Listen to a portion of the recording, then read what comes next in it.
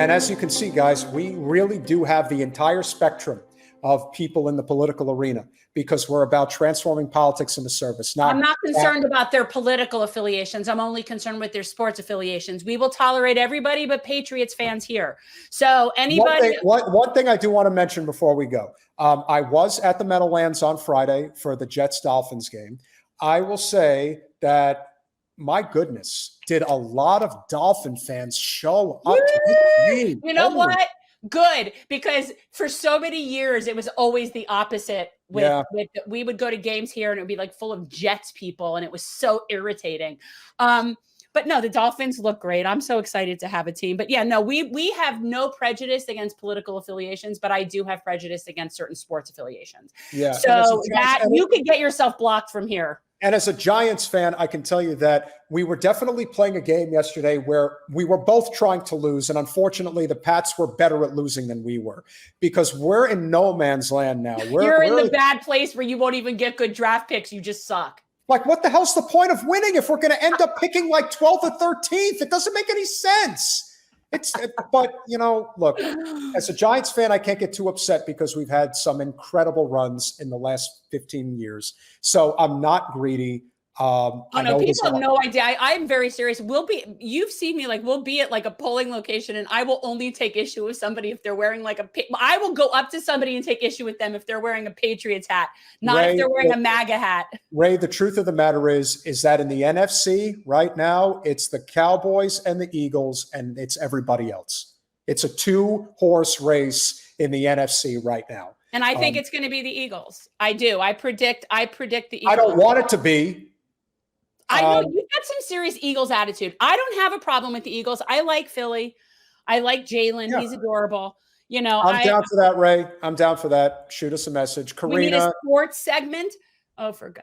Karina, thanks for checking in. I hadn't seen you, but that another one of our favorites. But yes, we do talk about sports. The Giants are heading in the wrong direction. The Giants are heading in a no man's talking about sports if the Giants were having a good season. Well, the Dolphins are having a great season. I'm so excited. I did unveil my jersey last week, guys. We did get to unveil the new my new Dolphins number. I'm 31. And Mr. Moser definitely had himself quite the game against a great Jet defense. Really played very well.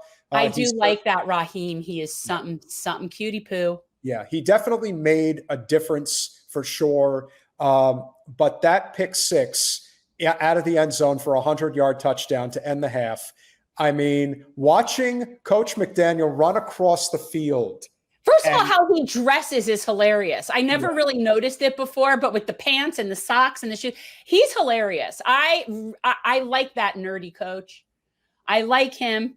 I think he's good. I'm getting a good vibe from him. Well, it's definitely going to be a very interesting stretch right now. The Dolphins are in a situation, in my opinion, where they should win their next 3 games, and then they're going to close the season with the Cowboys and the Ravens. Do I think that the Dolphins are going to get the number 1 seed? No, probably not. But do I think that they're good enough to get that 2nd seed and get 2 home playoff games potentially?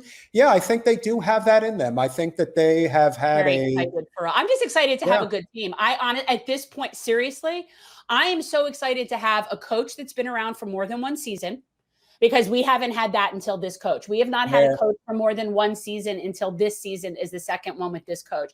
Yeah. So like, we have a low bar here. I am so excited to have a coach that's here and players that are good, offense and a defense and a running game, which is, we haven't had a running game really since the 70s. So this is a whole new world. I feel like a whole new world. Like, it's very exciting.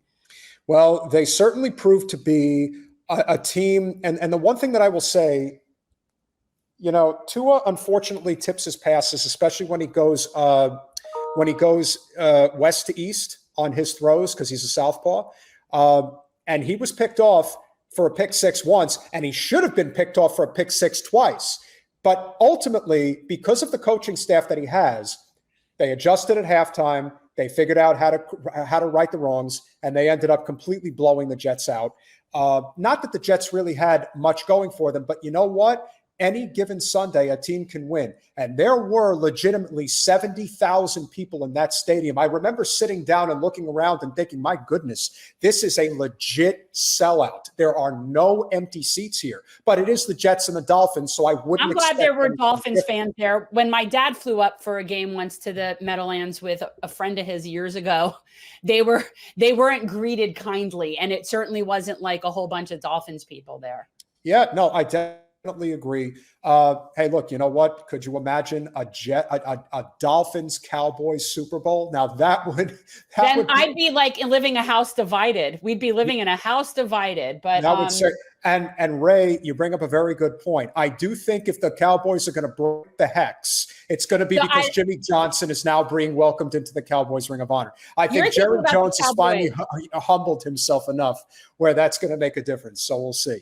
I don't honestly, and as much as I do love my Fins, I don't think they're going to get past Kansas City. I think Kansas City still has a lot left in the tank. I don't know if they have enough to win it all this year. I'm not sure. The team that I really think is probably the pound for pound best team top to bottom is probably the Baltimore Ravens. We'll see what happens when the Dolphins and the Ravens play. One can only hope, regardless if it's for the top seed or for the second seed, because this game will be played in Baltimore. If the Dolphins and the Ravens, when they meet on the last day of the regular season, this game could determine at minimum the 2 seed, but it could determine the number 1 seed in the conference. So a lot could happen over the next month. This is an exciting time to be a I don't get all wrapped up into that. Peter, I'm a Dolphins fan. We dream small, man. We dream small. You're talking seeds. You're talking seeds. Like, I'm just sitting here like, I can't believe I was able to like be excited to buy a jersey. Okay. You're taking this to a whole other level. I can't wrap my head around what you're talking about, man. Well, listen, the class of the AFC, in my opinion, it's pure and simple. It's the Kansas City Chiefs, the Baltimore Ravens, and the Miami Dolphins.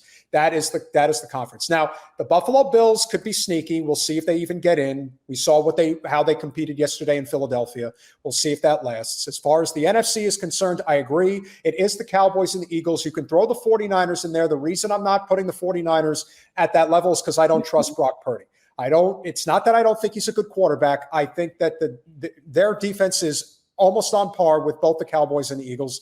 But when you get right down to it, say what you want about Dak Prescott and obviously Jalen Hurts, they're more trustworthy in a big spot than Brock Purdy would be. So we'll see.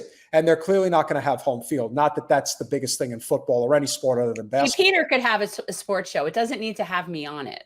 I think you know enough to talk. At least I know about my team, and I know about cute quarterbacks. I know basically, I know mostly quarterbacks from teams because I just generally am a quarterback girl. Well, as Brenda says, home field advantage. Dream small, baby. It's true. You do have to dream small. Thanks for watching. If you want to support our mission to transform politics into service, please like this video, subscribe, follow us on social media, and consider joining our Patreon, where you'll get early access to our interviews as well as other exclusive content. Links are in the description. Peace out.